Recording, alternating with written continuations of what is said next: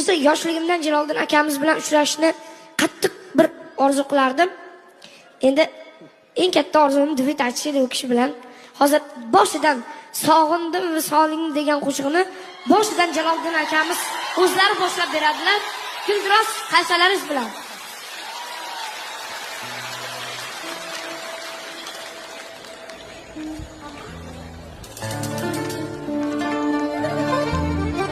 Senga bo'lgan xumorim aldan,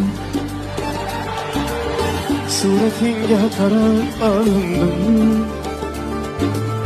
Bilsang yurak qilmasa talab, bugun seni juda sog'indim.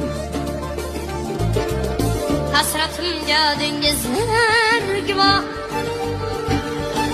osmondagi yulduzlar guvoh.